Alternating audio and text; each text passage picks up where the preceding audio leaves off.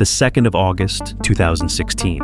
Inside a cryptocurrency exchange run out of Hong Kong, someone is quietly raising the withdrawal limits. Then the money starts leaving.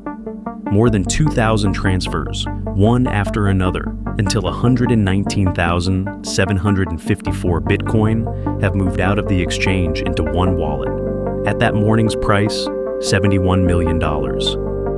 Nobody stops it, and the man who did it will not be arrested for 5.5 years. By then, those coins are worth $4.5 billion, and almost all of them are still sitting exactly where he put them. This is a story about a burnt-out startup founder, a rapper who called herself the Crocodile of Wall Street, a spreadsheet in a cloud storage account, and a $500 gift card.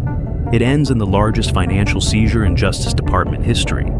It starts with two people who could not spend the money.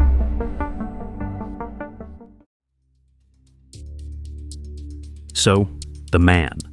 Ilya Lichtenstein is born in Russia, raised in Glenview, Illinois, studies psychology, co-founds an ad analytics startup, and online he goes by Dutch. Years later, in a courtroom, he explains what he was doing in 2016 in one sentence. Quote, "At the time, my business was struggling and I was feeling very burnt out from it." What he does next, the Justice Department describes in one sentence too. He hacks into Bitfinex's network using, quote, "advanced hacking tools and techniques." In 8 years, it has never said more than that in public. What it does describe is the housekeeping. Once inside, he authorizes more than 2,000 transfers out. Then he deletes the access credentials and the log files that could have shown anyone what he had done. The confidential report fills in the rest. Bitfinex kept customer coins behind a system needing several digital keys to approve a withdrawal, the whole point being that stealing one key gets you nothing. 2 of the 3 were on the same device. There was no whitelist restricting where coins could be sent. And once he was in, the report says it took about a minute to raise the daily transaction limits. After that, it was typing. Bitcoin's price falls about 20% that day. Bitfinex then does something no bank could get away with. It takes 36% out of every customer account, touched or not, and hands out IOU tokens instead. Within 8 months, it buys them all back at 100 cents on the dollar. The exchange survives. The hacker has a different problem. He is sitting on the second biggest crypto theft on record, in the one currency on Earth where every coin comes with a receipt. A blockchain is a public ledger. Every transaction Bitcoin has ever made is written into it, permanently, and anyone can read it. So the stolen coins had an address, that address was public, and for years strangers on the internet watched it like a lit window. Whoever held those coins could not sell them or deposit them anywhere serious without being seen. So he starts laundering. In January 2017, he pushes a slice into Alphabet, then the largest market on the dark web, depositing coins and pulling different ones back out.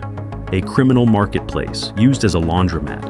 Out the other side, the money goes into exchange accounts opened under fake identities bought on the dark web. Compliance teams notice. Accounts with similar emails, logging in from the same connection, get frozen. Then in July 2017, the FBI and its partners seize Alphabet's servers. Not for him, for everything. But the servers come with records, and those records connect the deposits to an account in his real name. The laundering gets more elaborate, mixing services called Bitcoin Fog and Helix, converting Bitcoin into privacy coins built to hide where money goes, a technique the government calls chain hopping, a precious metals dealer, and gold coins his wife later admitted she buried. And gift cards, Uber, Hotels.com, PlayStation, Walmart. But here is what the headlines lose. Of the 119,000 coins he took, only about 25,000 ever moved. The rest, 4 out of 5, sat untouched in the wallet he first sent them to. For 5.5 years, he had pulled off one of the largest thefts in history and could not turn most of it into anything. Which brings us to the other name on the indictment. Heather Morgan grows up in Chico, California, studies economics at UC Davis, takes a master's in Cairo. Between 2017 and 2021, she writes for Forbes as a contributor. Her bio there, still online, calls her an expert in persuasion, social engineering, and game theory. And in June 2020, she publishes a Forbes column on protecting your business from cyber criminals. In 2019, she invents an alter ego, Razzlekhan, self-declared crocodile of Wall Street. She films rap videos in the financial district, in front of the exchange buildings, and puts them online, where almost nobody watches them. Prosecutors would later say she did not learn where her husband's money came from until early 2020. By then, she had already been helping him move it. Investigators traced the laundered coins forward, through the mixers, to an account at One More Exchange where the money had been spent on gift cards. One of them was a $500 Walmart card, and that card, according to the complaint, was redeemed through the Walmart iPhone app on an account in the name of Heather Morgan. On the 5th of January 2022, agents searched their apartment on Wall Street. They find $40,000 in cash, dozens of devices, 2 books with the pages cut out by hand, and a bag of phones under the bed labeled burner phone. Reaching under that bed for her cat, Morgan grabs her phone and starts hitting the lock button. Agents, prosecutors say, had to take it out of her hands. 3 weeks later, they decrypt a file from his cloud storage. Inside is a list of around 2,000 wallet addresses, and beside each one, its private key. A private key is not a password on an account. It is the coins.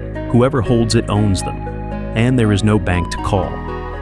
4 days after that, a court authorizes the seizure. 94,636 Bitcoin, $3.6 billion. And be precise about what that money was. Not what they spent, but what they never managed to touch. On the 8th of February 2022, the 2 of them are arrested in Manhattan, and the Deputy Attorney General calls it, quote, the department's largest financial seizure ever.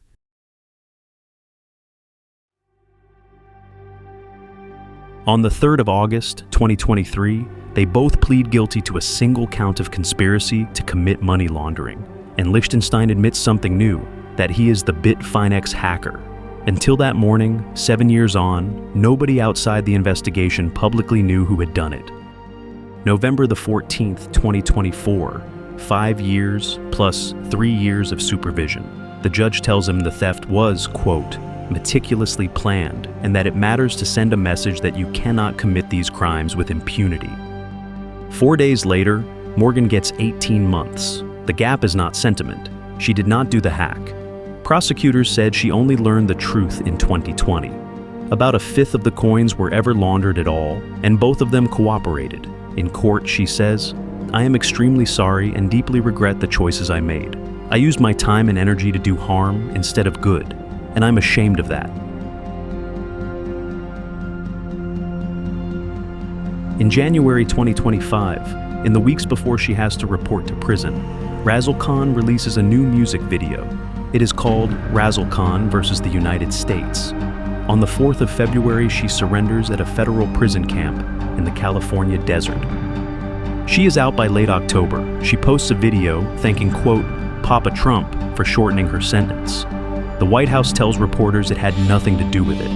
What shortened it was the First Step Act, a sentencing reform signed in 2018 that credits program participation and good conduct. Her husband leaves the same way on the 30th of December, 2025. He posts, thanks to President Trump's First Step Act, I have been released from prison early. I remain committed to making a positive impact in cybersecurity. Which leaves the money. In 2024, the government told the court it could not identify anyone who qualified as a victim beyond the exchange itself. So the coins go back to Bitfinex in kind, as coins, not dollars.